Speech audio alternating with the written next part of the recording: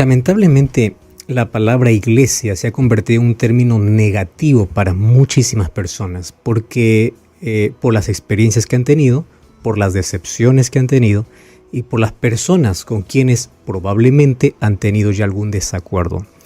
Nuestro problema serio está en que si vemos un árbol podrido, pensamos que todo el bosque está podrido. Un árbol no representa un bosque. No te olvides de eso. Un árbol no representa un bosque.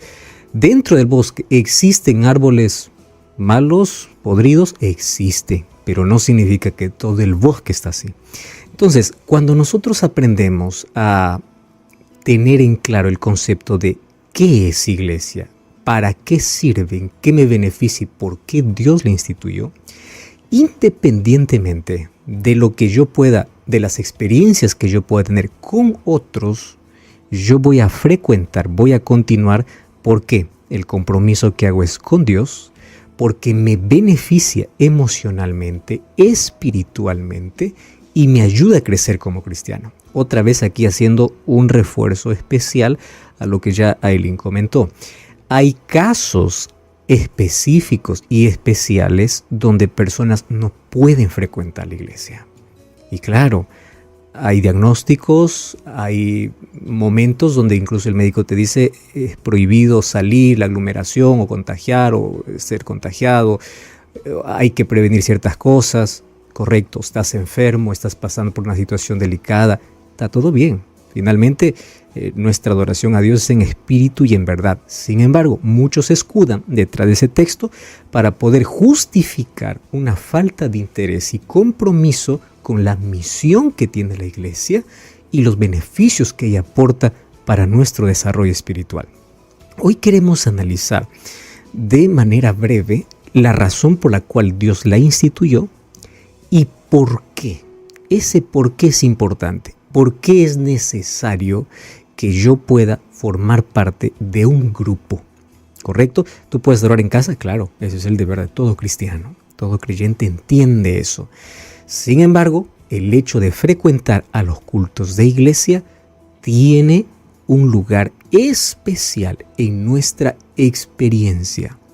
Más allá de los ritos que uno se puede perder, que fortalecen la fe, que se realizan en la iglesia, hay otros beneficios que necesitamos entender, mas eso lo entenderemos a la luz de la Biblia, porque en la Biblia encontramos diversas figuras, y las figuras que la Biblia tiene para representar a la iglesia no se trata de una persona, sino de un conjunto de personas.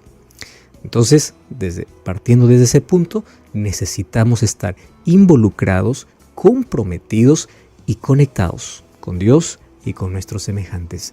Es así como nos preparamos para vivir en eternidad. Si yo no puedo aprender a vivir en comunidad aquí en la tierra, ¿cómo pretendo vivir con todos los redimidos en el cielo?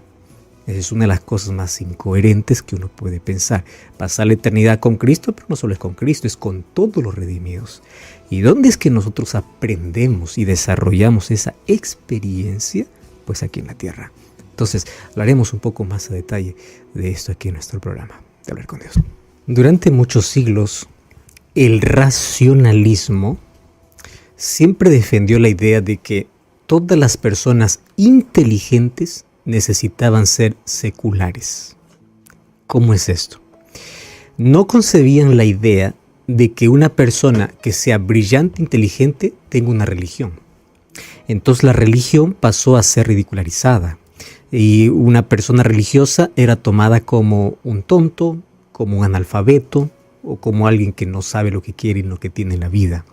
Tanto que ellos creyeron de que el lado racional, lo inteligente, la inteligencia humana, los llevaría siempre a descartar a la religión, olvidando, por supuesto, que los mayores descubrimientos en la historia fueron hechos por creyentes, que se declararon abiertamente personas que ejercían fe y creían en Dios. Pero ustedes saben cómo el racionalismo llegó un momento en decir, así que se atrevió a decir, persona inteligente no puede ser religiosa. En base a eso, tú ya escuchaste que algunos todavía quedaron con esa idea que ya no es más válida hoy. Te voy a explicar cómo cambió el pensamiento del racionalista. Pero algunos todavía quedaron en el pasado diciendo, no, religión es para ignorantes, religión es para gente inculta, yo soy culto, yo soy esto, entonces yo no voy a estar en una iglesia. Pero sabes que este pensamiento cambió. Entonces, si todavía piensas en eso, tienes que actualizarte un poco. ¿Por qué razón? Porque resulta que ahora el mismo racionalismo, cuando hablo de racionalismo estoy hablando de aquella gente que proclama de que no necesita a Dios en su historia. El racionalista ahora fue al otro lado. ¿Y qué cosa es lo que proclama el racionalismo? Que toda persona inteligente necesita ser espiritual. Ahora, yo quedo realmente sorprendido por la manera y la sutileza como el diablo puede manejar una mente para colocar conceptos agradables a los oídos que tienen un trasfondo peligrosísimo. Entonces, ¿cuál es la idea? Persona inteligente no necesita desechar religión, pero no necesita tener una religión. Lo que necesita es ser espiritual. Y el asunto de un ser espiritual está totalmente aislado y lejos de espiritualidad que dice la Biblia. Entonces, hay personas que dicen así: yo no soy religioso, pero soy una persona espiritual. ¿A qué se llama una persona espiritual? Persona espiritual se llama aquel que busca la trascendencia de la vida. ¿Cómo? No necesariamente en Dios.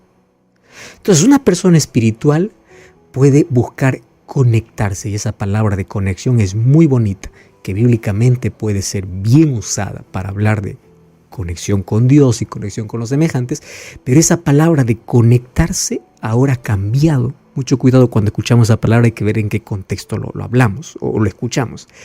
Esa conexión con la naturaleza, haciendo de la naturaleza lo más trascendente. O sea, llega el ser humano a preferir adorar la creación que al propio creador. Entonces, detrás de eso hay frases muy comunes. Vamos en busca de buena energía, de buena vibra. Vamos a tener experiencias donde en la naturaleza, y vengan las prácticas orientales, yoga, meditación, que te lleva ¿a qué? A una conexión espiritual. ¿Con quién?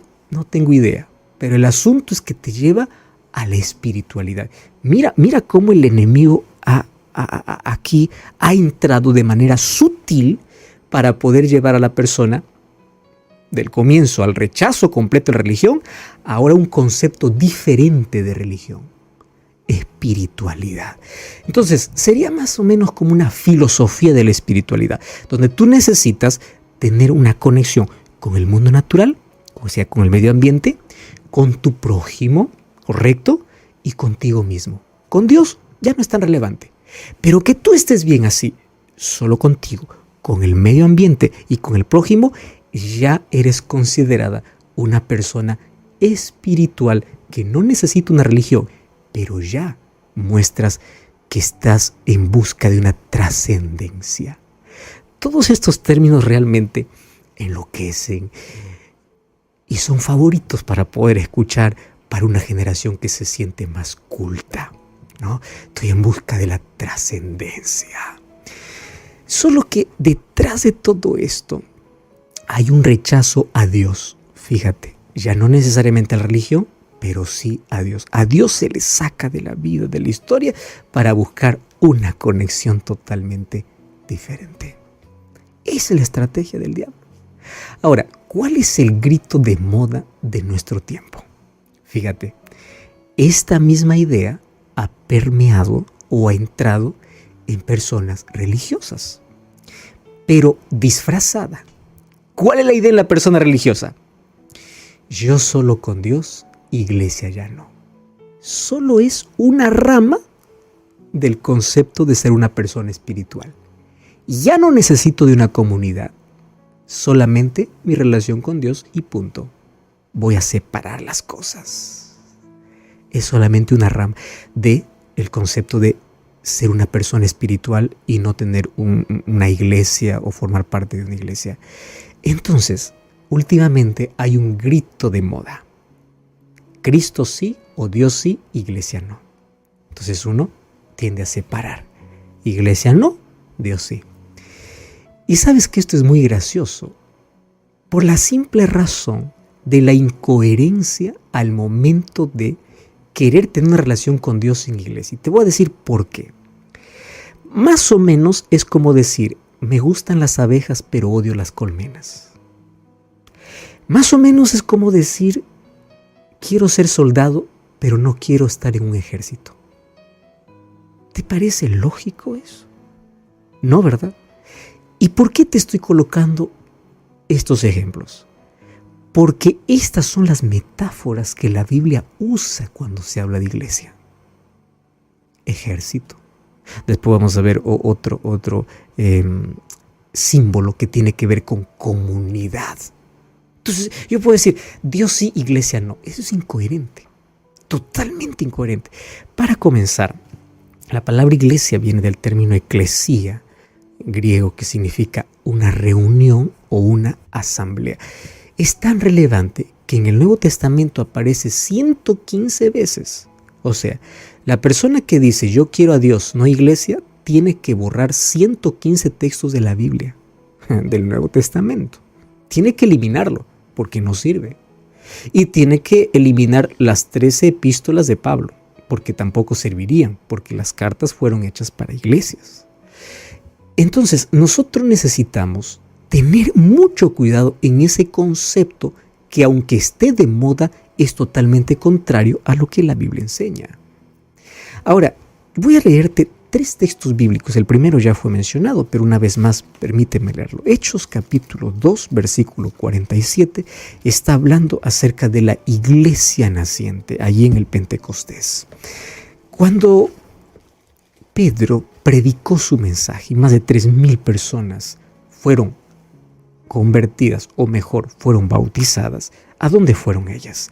Dice el versículo 47, alabando a Dios y teniendo favor con todo el pueblo, el Señor añadía cada día a la iglesia los que habían de ser salvos.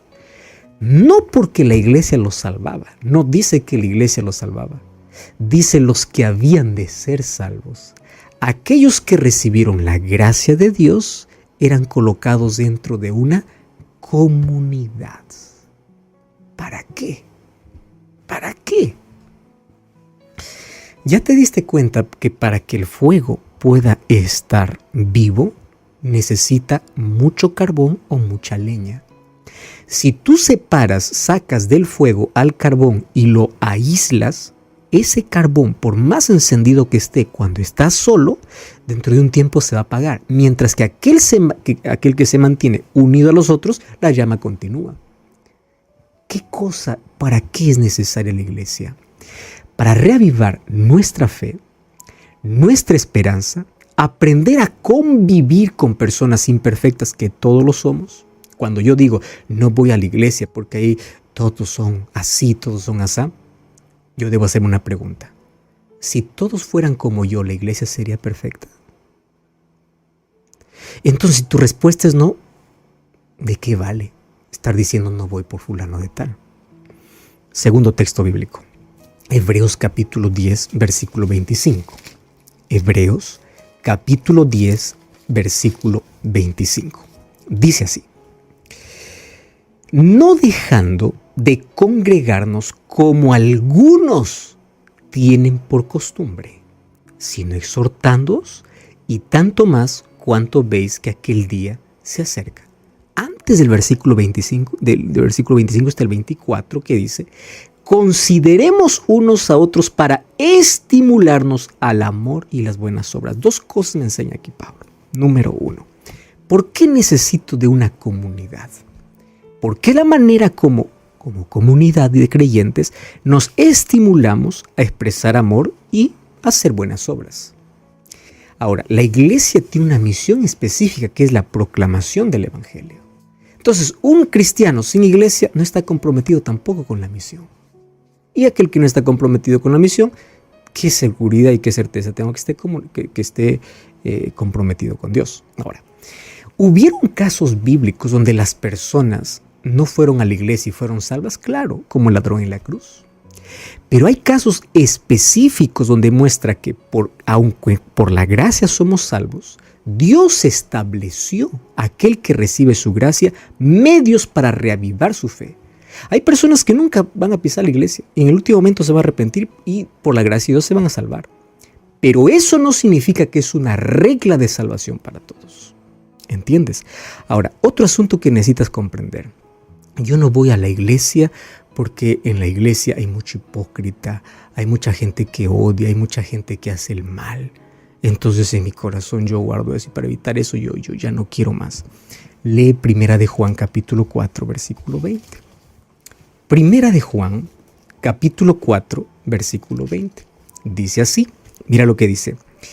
Si alguno dice yo amo a Dios y aborrece a su hermano, es mentiroso.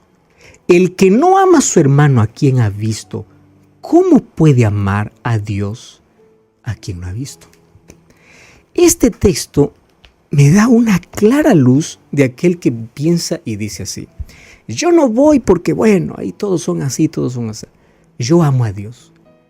¿Cuál es la evidencia que yo amo a Dios? Mi relación con los demás. Yo amo a los demás. Además, la iglesia tiene el propósito de ser sal y de ser luz. Y esto es de manera individual y en comunidad. Sin embargo, hay mucha gente que piensa así. Resulta que yo no quiero saber nada de iglesia porque la iglesia me decepcionó. Es verdad. Y yo he experimentado en mi vida cristiana que hay personas que decepcionan, la iglesia no. Entonces, tomando el ejemplo que yo ya coloqué al comienzo, un árbol podrido no significa que el bosque está podrido. Personas pueden decepcionar, pueden, porque yo también puedo decepcionar. Pero una persona no representa el plan perfecto de Dios al poder constituir una iglesia. Una persona no representa una iglesia. Ahora, el mundo te decepciona cada rato y tú no dices estoy decepcionado del mundo y mejor me entrego a Dios. Yo no voy a la iglesia porque hay mucha incoherencia. Dicen una cosa pero hacen otra cosa. Te recuerdo que la iglesia no es un museo. La iglesia es un hospital. En un museo pueden haber santos. En la iglesia hay enfermos. Cada uno tiene un problema diferente que resolver. Por eso es importante la comunidad para poder apoyarnos. En lugar de juzgar y criticar, yo me coloco para poder ayudar. Yo me ayudo, tú me ayudas, yo oro por ti, tú oras por mí. Juntos somos una familia, somos un soporte. Cuando tú caes estoy ahí para levantarte. Esa es la idea de iglesia. Ahora fíjate, ¿cómo es que yo me atrevo a orar así?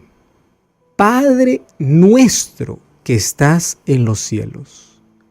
Cuando yo digo Padre nuestro, la palabra nuestro, ¿qué indica? Indica comunidad. No es Padre mío, solo es mío, no, Padre nuestro. Al decir nuestro quiere decir que yo tengo ¿qué cosa? Hermanos. Porque hay otro también que le llaman papá. Entonces, en la misma oración, Jesús me enseña que yo necesito formar parte de una comunidad.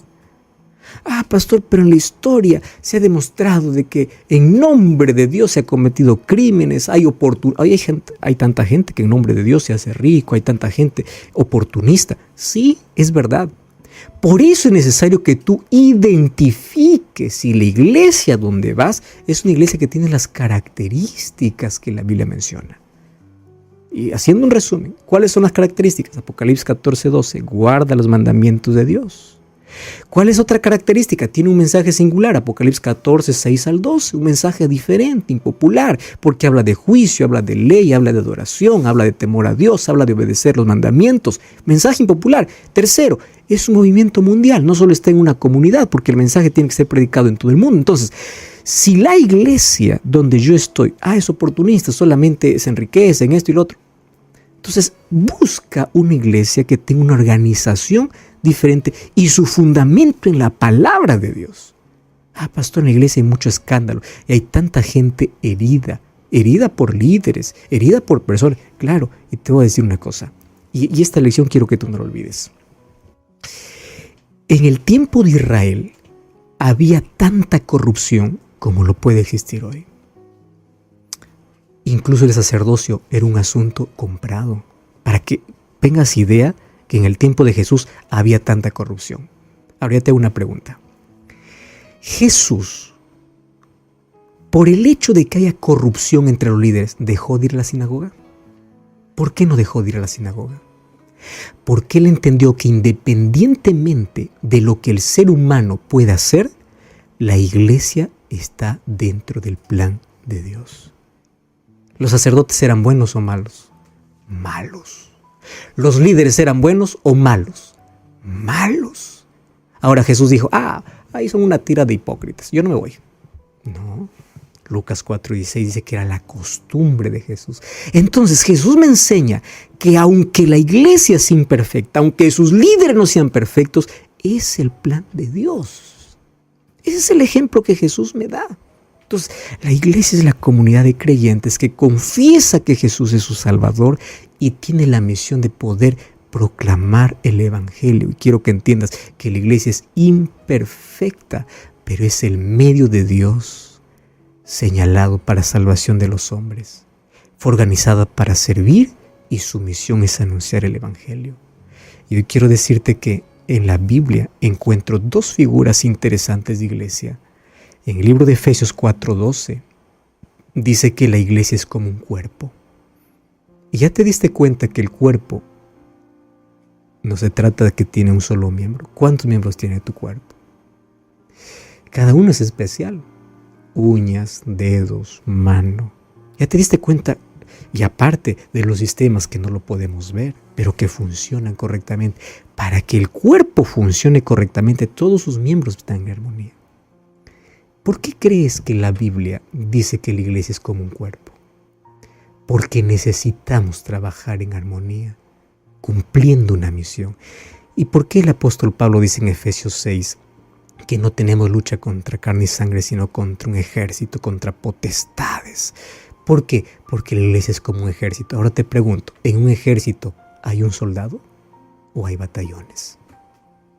¿Entiendes por qué es necesario la iglesia? Entonces quítate de la cabeza, Dios sí, iglesia no. Quítate de la cabeza, yo solamente soy espiritual.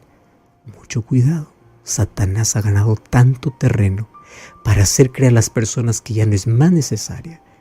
Y hay tantas personas que después de la pandemia incluso encontraron la excusa perfecta como para no volver más. Dios la creó para reavivar nuestra fe, para hacer el soporte los unos a los otros, para cumplir la misión. Te invito a buscar la Iglesia Adventista del Séptimo Día y juntos podamos crecer y tener una experiencia linda de poder crecer como comunidad en fe y haciendo la voluntad de Dios. Ora conmigo, ahí donde estás.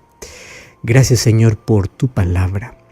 Gracias porque en ella me muestras con claridad y sencillez la importancia que tiene el hecho de poder formar parte de una comunidad que crece, que cumple la misión, que aunque es imperfecta, algunos más que otros, todos estamos allí para apoyarnos, para crecer en ti y para ser transformados por tu Espíritu. Ayúdanos a tener ese concepto claro, y ayúdanos a crecer en tu gracia y ayudar a otros para que juntos podamos compartir contigo la eternidad. En el nombre de Jesús.